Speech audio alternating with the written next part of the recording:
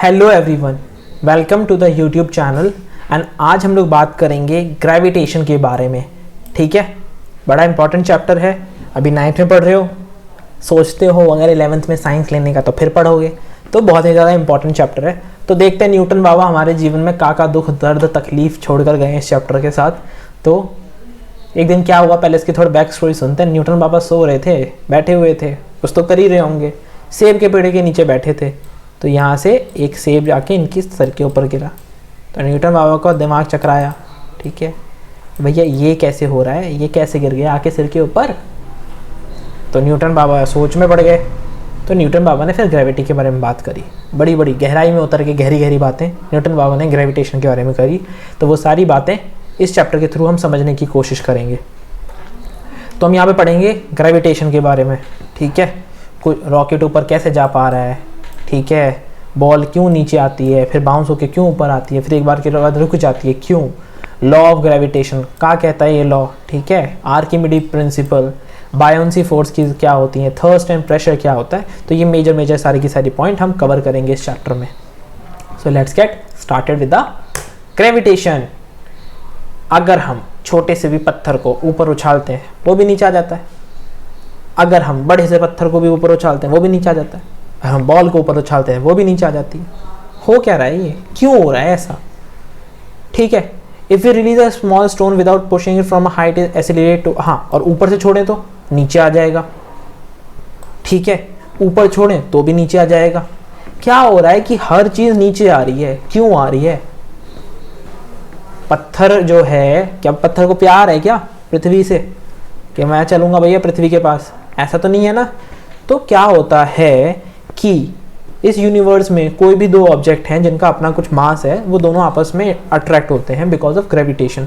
Gravitation सबसे weakest force है। Weakest force क्यों कह रहे हैं इसको, ये तो हर चीज़ को नीचे लेके आ रही है। मेरे को उड़ने ही नहीं दे रही पक्षियों की तरह। मैं तो उड़ना चाहता हूँ, जीवन जीना चाहता हूँ।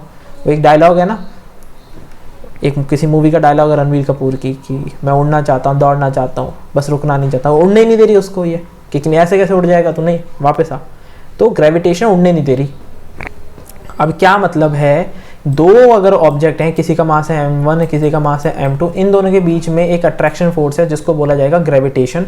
ग्रेविटेशन वीकेस्ट फोर्स है क्योंकि अपने आप, जैसे अगर मैं फॉर एग्जांपल इस फोन को, ये यहाँ पर है, इसको ऊपर लेके जाना चाहता हूँ, लग रही है थोड़ी सी यहाँ पे फोर्स लग रही है, लेके जा रहा हूँ। ठीक है, now the point is this कि अगर मैं इस फोन को यहाँ रख भी दूँ तो ऐसा नहीं है कि धरती के अंदर इतनी ताकत है कि इसको नीचे ले जाए। मेरे को इसको छोड़ना पड़ेगा नीचे लाने के लिए। अपने आप एक्ट नहीं कर रही है, कोई चीज़ हिला नहीं पा रही है अपने आप। इतनी पावरफुल फोर्स होते हुए किसी चीज़ को ऐसे नहीं कह सकती भैया ऐसे तू वहाँ कैसे पड़ा, आ नीचे आ, नहीं। तो इसलिए वीकेस्ट फोर्स है, क्योंकि किसी को हिला नहीं पा रही भैया अपने आप। तो दो ऑब्जेक्ट के बीच में एक फोर्स लग रही है जिसको हम ग्रेविटेशन फोर्स कह रहे हैं। ठीक है, तो ग्रेविटेशन फोर्स क्या है, एक नॉन कॉन्टैक्ट फोर्स है। नॉन कॉन्टैक्ट, एक होती है कॉन्टैक्ट फोर्सेस जिसके बारे में हमने लास्ट चैप्टर में बात करी।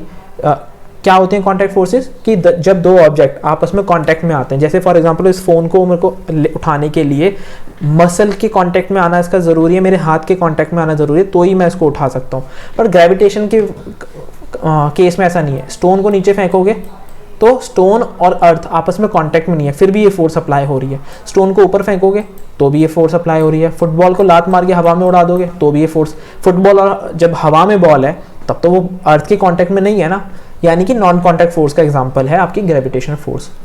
अब Newton's universal law of gravitation क्या कहता है, सिंपल सी बात कहता है।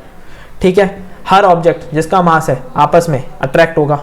Object attract every other object with a force. ठीक है, एक फोर्स लगेगी दोनों के बीच में, दोनों ऑब्जेक्ट अट्रैक्ट होंगे। ये जो फोर्स होगी ये डायरेक्टली प्रोपोर्शनल होगी to the product of masses, यानी कि F force is directly proportional to m1 and m2। यहाँ तक ये कह रहा है। एंड इनवर्सली प्रोपोर्शनल होगी to the square of the distance between them, यानी कि इनके बीच का जो डिस्टेंस है उसका स्क्वायर के इन्वर्सली प्रोपोर्शनल होगी। तो कुछ ऐसा लिखा जाएगा इसको। तो न्यूटन का यूनिवर्सल लॉ ऑफ ग्रेविटेशन कहता है कि हर दो ऑब्जेक्ट आपस में एक दूसरे को अट्रैक्ट कर रहे हैं, तो अट्रैक्ट कर रहे हैं तो क्या हो गया, force is directly proportional to the product of mass, यानी कि mass 1 multiply by mass 2 and inversely proportional to the square of the distance, जो भी दोनों के बीच में दूरी है उसके स्क्वायर के इन्वर्सली प्रोपोर्शनल होगी। तो इन दोनों स्टेटमेंट को अगर एक साथ लिखेंगे तो कुछ ऐसे लिखेंगे, F is directly proportional to m1 m2 upon r square. ठीक है, ये रहा। अब जब प्रोपोर्शनल का साइन हटता है तो एक कांस्टेंट आता है, यहाँ पे जो कांस्टेंट आता है उसको हम क्या बोलते हैं, ग्रेविटेशनल कांस्टेंट। ठीक है, m1 m2 upon r square, ऐसे लिख देंगे, सिंपल सी चीज़ है। तो कैलकुलेट करते हैं अर्थ के बारे में। ठीक है, तो force is equals to gravitation constant को निकालते हैं। फोर्स को हमने क्या बोल दिया, is directly proportional to m1 m2 upon r square. जब प्रोपोर्शन का साइन हटा तो force is equals to gravitational constant multiplication with m1 m2 upon r square. अब r स्क्वायर को उस तरफ ले जाते हैं क्योंकि हमें ग्रेविटेशनल कांस्टेंट की वैल्यू निकालनी है थोड़ी सी, तो हम इसको यहाँ ले गए फोर्स। तो ग्रेविटेशनल कांस्टेंट की वैल्यू क्या होगी, force multiplication bye r square upon m1 m2, मतलब कि ये ऊपर चला जाएगा, ये नीचे आ जाएगा। ठीक है, और फोर्स का मल्टीप्लाई तो g की वैल्यू आ जाएगी। ऐसे ही यूनिट क्या होगी, फोर्स है, ग्रेविटेशनल फोर्स भी क्या है, एक फोर्स है, तो क्या होगा, न्यूटन इसकी वैल्यू होगी। डिस्टेंस क्या होगा, ठीक है, r डिस्टेंस ले रहे हैं, मास m ले रहे हैं, तो इसकी जो SI यूनिट निकल के आएगी वो आएगी न्यूटन मीटर स्क्वायर पर kilogram square, newton metre square पर किलोग्राम स्क्वायर। ठीक है, ये इसकी SI यूनिट आ जाएगी। ठीक है, ऐसे यूनिट आ गई। ठीक है, value of G is 6.673 into 10 to the power -11 nanometre newton metre square kilogram पर किलोग्राम स्क्वायर। ठीक है, the proportionality constant G is also known as universal gravitational constant. इसको यूनिवर्सल ग्रेविटेशनल कांस्टेंट भी कहा जाता है। बड़ा जी को हम क्या बोल रहे हैं, ग्रेविटेशनल कांस्टेंट, और छोटे जी को हम आगे बोलेंगे ग्रेविटी। तो बड़ा जी और छोटा जी में कंफ्यूज नहीं होना है, दोनों ही महान हस्तियां, दोनों को जी कह के बुलाना है। ठीक है, why do we study the universal law of gravitation, भाई क्यों पढ़ रहे हैं, इससे हम कुछ इंपॉर्टेंट फिनोमेना को समझ सकते हैं, जैसे कि अर्थ की ग्रेविटेशन फोर्स, हर चीज़ ऊपर जा रही है, नीचे क्यों आ रही है अर्थ को, इसको स्टडी कर पाते हैं। जो मून है वो सर्कुलर मोशन में मूव कर रहा है, अर्थ भी सर्कुलर मोशन में मूव कर रही है, तो इसको समझ पाते हैं। प्लैनेट सन के अराउंड रिवॉल्व कर रहे हैं, उसको समझ पाते हैं। जब आपने देखा होगा फुल मून होता है तो क्या होता है कि जो मून है वो अर्थ के थोड़ा पास में आ जाता है, तो डिस्टेंस कम हो जाता है। तो हमने क्या देखा कि force is directly proportional to m1 m2, m1 ले लेते हैं अर्थ का मास, m2 ले लेते हैं मून का मास, और r स्क्वायर ले लेते हैं सन और मून के बीच में डिस्टेंस। जो फुल मून के टाइम पे क्या होता है कि अर्थ की और मून की दूरी कम होती है कंपैरेटिवली। जब वो दूरी कम होती है तो इसका मतलब r जो छोटा हो गया, अगर r छोटा हो गया तो r स्क्वायर और ज़्यादा छोटा हो गया, r स्क्वायर छोटा हो गया यानी कि r स्क्वायर जो है ये कम हो रहा है। इन्वर्सली प्रोपोर्शन का मतलब है एक चीज़ कम होगी तो दूसरी चीज़ बढ़ेगी। ठीक है, दोनों एक दूसरे के ऊपर डिपेंडेंट है लेकिन एक अलग तरीके से, एक कम होगा तो दूसरा बढ़ रहा है, एक बढ़ रहा है तो दूसरा कम हो रहा है। ठीक है, तो r की वैल्यू कम होगी तो क्या होगा, फोर्स की वैल्यू बढ़ेगी। फोर्स की वैल्यू बढ़ेगी तो जो ग्रेविटेशनल फोर्स उन दोनों के बीच में वर्क कर रहा है वो क्या होगा, स्ट्रेंथन हो जाएगा, बढ़ जाएगा। उसकी वजह से क्या होगा, हमारे जो समुद्र हैं वहाँ पे क्या होगा, ऊंची लहरें उठेंगी, हाई टाइड्स निकलती हैं। तो क्यों, ये रीज़न है क्यों हाई टाइड्स निकलती हैं इस दिन। इसका बायोलॉजिकल एक फिनोमेना भी है, उसका एक फैक्ट बताता हूँ। जब फुल मून होता है दैट टाइम पे मैक्सिमम सुसाइड परफॉर्म होती हैं ऑल ओवर द वर्ल्ड।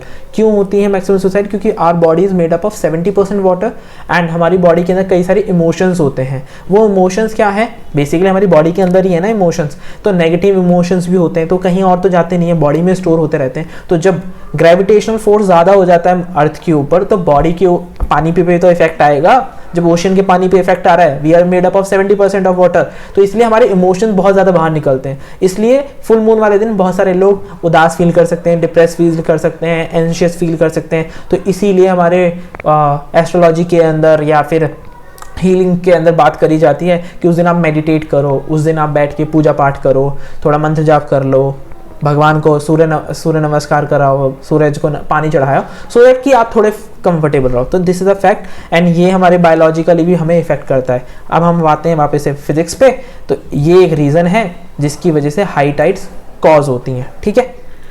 अब फ्री फॉल की बात करते हैं। फ्री फॉल क्या है? मान लो मैं यहाँ पे एक रस्सी बांध दूँ और वो रस्सी में यहाँ पे इस बंदे को टांग दूँ, टंगा हुआ है।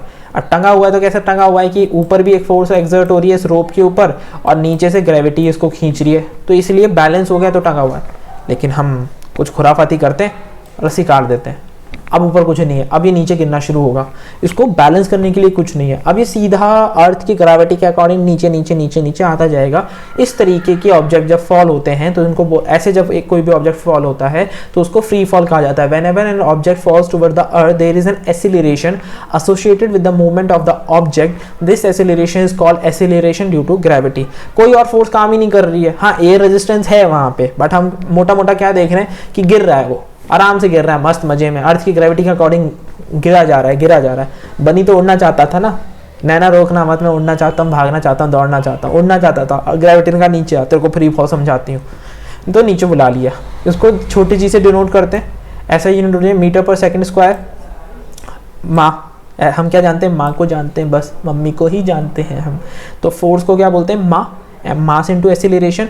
तो इसके लिए फ्री फॉल के लिए क्या हो जाएगा? Force is equals to mass into acceleration क्या है? Due to gravity. तो इसको छोटे जी से लिख देंगे, mg भी इसको लिख सकते हैं, यानी कि माँ अब mg में कन्वर्ट हो गई है। The following figure demonstrate the mathematical derivation, ठीक है। तो इस तरीके से अब जब भी हम फ्री फॉल की बात करते हैं इज अप्रोक्सीमेट, ठीक है, तो हम अर्थ के डिस्टेंस के बारे में बात करेंगे, क्योंकि अर्थ से अगर हम किसी अर्थ की रेडियस से मैं मान लूँ इसकी बॉल की विड्थ को कंपेयर भी कर लूँ तो का फर्क पड़ जाएगा कैलकुलेशन में। तो हम मैक्सिमम टाइम पे क्या काम करते हैं, इसको थोड़ा सा सिंप्लीफाई करते हैं और सीधा अर्थ की रेडियस के साथ इसको कैलकुलेट कर लेते हैं। तो इसको जब कैलकुलेट करेंगे तो कुछ ये बनेगा, फोर्स क्या होती है? Mass into acceleration. और दूसरा हमने फोर्स को क्या बोला था? Force is directly proportional to the product of masses, जो भी दो मास है m1 m2 upon r square के प्रोपोर्शनल है फोर्स। तो इन दोनों को जब इक्वेट कर लेंगे हम तो फोर्स इंटू ma और g ये, ठीक है, इसको और इसको जब इक्वेट करेंगे तो ये छोटा m से छोटा m काट दिया हमने, ठीक है, छोटा m से छोटा m गया। तो G M upon R square is equal to acceleration आ गया हमारे पास। एक्सीलरेशन क्या है? G M upon R square. अब जी कांस्टेंट हमने निकाला था पहले, है ना, gravitation constant 6.7 into 10⁻⁻11 newton metre square पर किलोग्राम स्क्वायर। मास हमारे पास है अर्थ का 6 इंटू 10⁻24 किलोग्राम। रेडियस भी हमारे पास है 6.4 इंटू 10⁻6 मीटर, हमारे पास रेडियस भी है। अब ये सारी वैल्यू जब हम पुट करेंगे, इसको सॉल्व करेंगे यहाँ पर, तो हमारे पास क्या आया? 13 - 12 10, तो हमारे पास 9.8 मीटर पर second square acceleration due to gravity आ गया, जिसको हम छोटे जी से डिनोट करेंगे, ठीक है। तो अब आपसे अगर मैं पूछूं कि आपका वेट कितना है, क्या है आपका वेट, बता पाओगे? तो वेट क्या था? हमने वेट को देखते हैं, weight is equals to mass into acceleration होता है। अब अर्थ पे हैं तो mg कर लेंगे। अब आपका वेट है 70 किलो, तो मैं एक बार के लिए इसको 9.8 को राउंड ऑफ 10 मान लेता हूँ, ठीक है। तो आपका मास लगभग 7, वैसे कम आएगा 7 से, ठीक है, थोड़ा सा ज़्यादा आएगा, लेकिन मैं इसको 7 मान लेता हूँ। तो क्योंकि मैंने जी को थोड़ा सा राउंड ऑफ करके 10 मान लिया। जब आप 11th क्लास में जाके, हायर क्लास में जाके कैलकुलेशन करते हो तो कुछ क्वेश्चंस में स्पेसिफाई होता है कि आपको 9.8 से ही इसको कैलकुलेट करना है, अदरवाइज आप इसको राउंड ऑफ करके 10 से भी क्या कर सकते हो? कैलकुलेट कर सकते हो। जो आपकी एनसीईआरटी में क्वेश्चन है वो सारे ऐसे हैं कि वो 9.8 से कैलकुलेट हो जाएंगे। जहाँ पे 10 लेनी है वैल्यू, वहाँ पे मेंशन किया गया होगा कि 10 वैल्यू लेनी है, ठीक है। तो वेट क्या है? Mass into acceleration. वेट क्या है? एक फोर्स है, force is equals to mass into acceleration, और वेट क्या है? Mass into acceleration due to gravity. तो वेट भी क्या हो गया? एक तरीके का फोर्स हो गया। तो मास, आप इस तरीके से अपना मास निकाल सकते हो, ठीक है। What is free fall? तो फ्री फॉल हमने निकाल लिया। जब एक ऑब्जेक्ट अर्थ की ग्रेविटी के एक्सेलरेशन के थ्रू बहता है, free falling object not even registered by air, तो एयर रेजिस्टेंस को भी हम वहाँ पे नहीं ले रहे हैं, तो क्या होता है? उसको फ्री फॉल बोल देते हैं, जिसमें हम ग्रेविटी को फाइंड आउट कराएं। Acceleration due to gravity 9.8 metre पर सेकंड स्क्वायर इस फ्री फॉल, इसको free fall acceleration due to gravity भी बोलते हैं, ठीक है। अब इक्वेशन ऑफ मोशन हमने देखा था चैप्टर के अंदर, ठीक है। इक्वेशन ऑफ मोशन के बारे में, ठीक है। तो यहाँ पे कुछ नई इक्वेशंस बन जाएंगी। पहली इक्वेशन में देखी थी final velocity is equals to initial velocity plus product of acceleration and time. New क्या बन जाएगा, हर जगह ये एक्सेलरेशन क्या था, यूनिफॉर्म एक्सेलरेशन के बारे में हम लोग बात कर रहे थे, मूवमेंट के बारे में बात कर रहे थे। यहाँ पे हम एक्सेलरेशन ड्यू टू ग्रेविटी के बारे में बात करेंगे। तो ए जो जी से हर जगह आप वो कर दो, जब डिस्टेंस फाइंड आउट करना है तो UT plus half eighty square. तो यहाँ पे हाइट फाइंड आउट करने के लिए क्या हो जाएगा, कितनी हाइट से गिराया, सेब कितनी हाइट से गिरा, न्यूटन बाबा के u t plus half g t square से। फाइनल वेलोसिटी क्या है, v square is to u square plus 2as। Final velocity क्या है, v square is to u square plus 2ah, ठीक है, ah, ठीक है। तो ये सारी gh हो जाएगा ये, ठीक है। एक्सीलरेशन ड्यू टू ग्रेविटी की बात करेंगे तो हाइट के बारे में बात करेंगे। तो ये सारा आपका इक्वेशन ऑफ मोशंस के बारे में बात हो गई। अब मास और वेट, वेट तो हम पढ़ा है, दोबारा पढ़ लेते हैं। मास क्या है, डिफाइंड क्वांटिटी है। वेट क्या है, डिफाइंड क्वांटिटी नहीं है, इसको force by gravitational pull of earth, ठीक है। तो वेट क्या है, मैंने पहले बताया एक फोर्स है, क्योंकि अर्थ की ग्रेविटेशनल फोर्स आपके ऊपर लग रही है तो उसकी वजह से वेट आता है। मास स्केलर क्वांटिटी है, वेट एक वेक्टर क्वांटिटी है।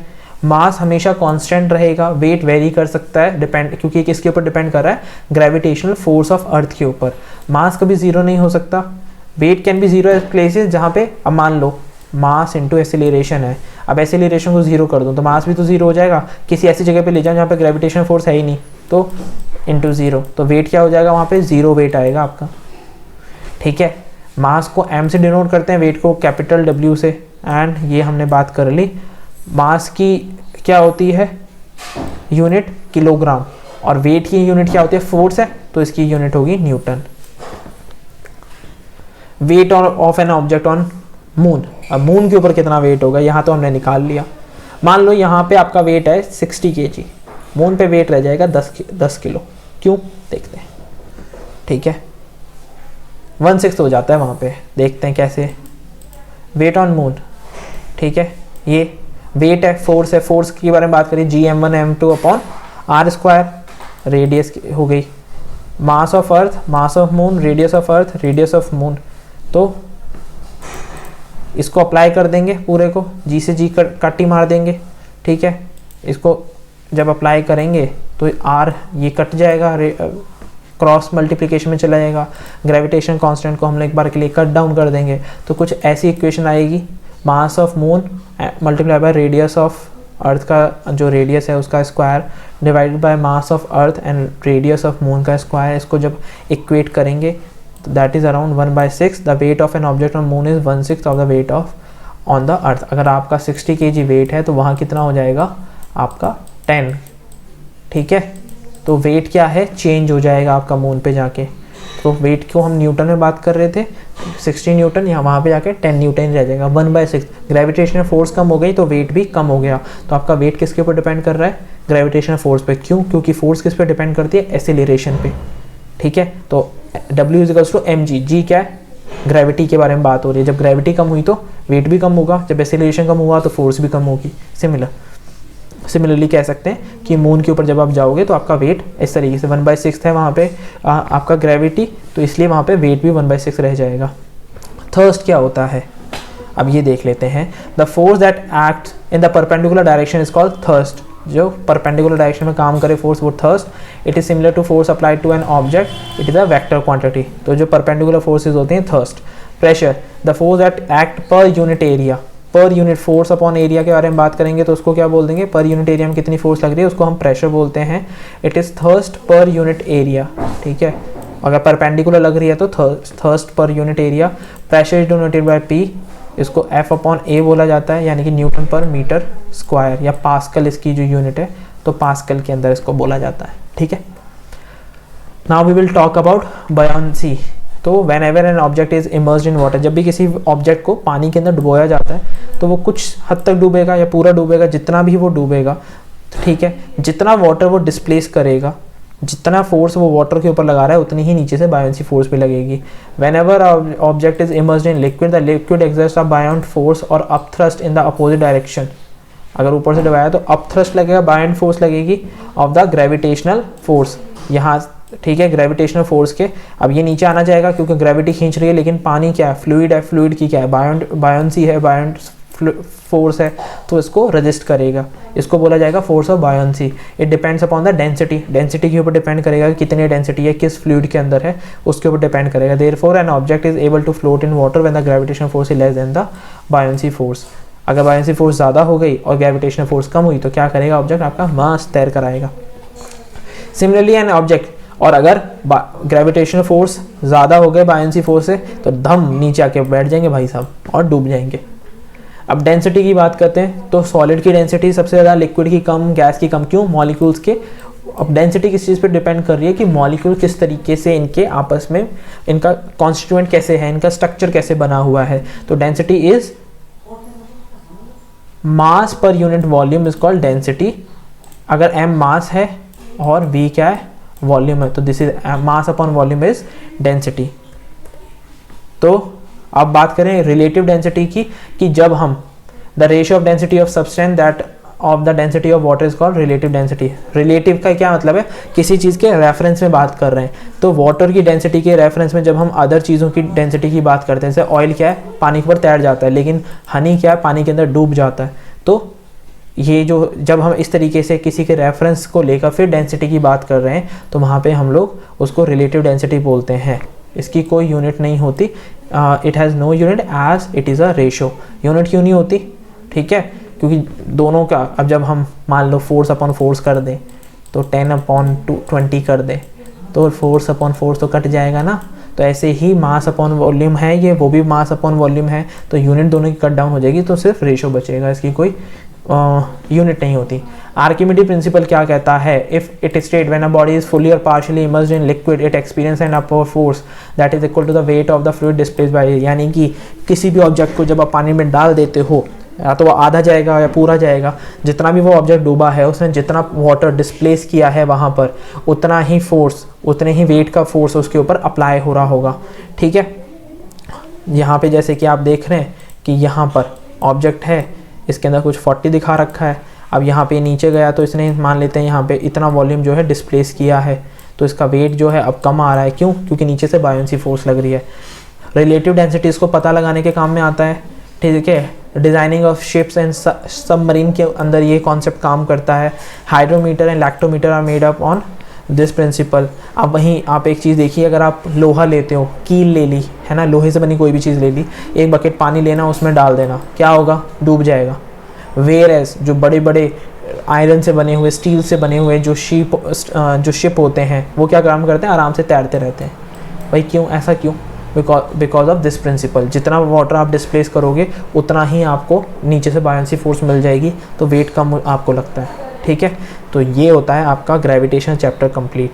यहाँ पे मेजर चीज़ है ग्रेविटेशन कांस्टेंट का डेरिवेशन, आपका ग्रेविटी फ्री फॉल जो हमने ग्रेविटी फाइंड आउट करी 9.8, ग्रेविटी जो हमने फ्री फॉल के थ्रू फाइंड आउट करी, उसका डेरिवेशन बहुत इंपॉर्टेंट है, तो वो प्रैक्टिस करना है। इसके अलावा examples, PYQ, MCQs, NCERT questions, तो ये सारी चीज़ें आने वाली वीडियोस में हम डिस्कस करेंगे, एक एक क्वेश्चन को हम सॉल्व करेंगे। तो मिलते हैं नेक्स्ट लेक्चर में। Till then subscribe to the channel, press the bell icon so that you can never miss a video from this channel, and you can easily score, by following these videos you can easily score 95% marks in your final examination। सिर्फ इन videos को देख लीजिए, notes जो PDF format में आपको जल्द ही available करवाने वाले हैं, उन नोट्स को गो थ्रू कर लीजिए, और एक एक क्वेश्चन यहाँ पे सॉल्व होगा उनको देख लीजिए। सिर्फ देखने से ही, और एक बार जब हम करें तो उसको प्रैक्टिस हमारे साथ करने से ही you can easily score around 95% marks in your final examination. So मिलते हैं नेक्स्ट वीडियो में नेक्स्ट टॉपिक के साथ। Till then, thank you so much.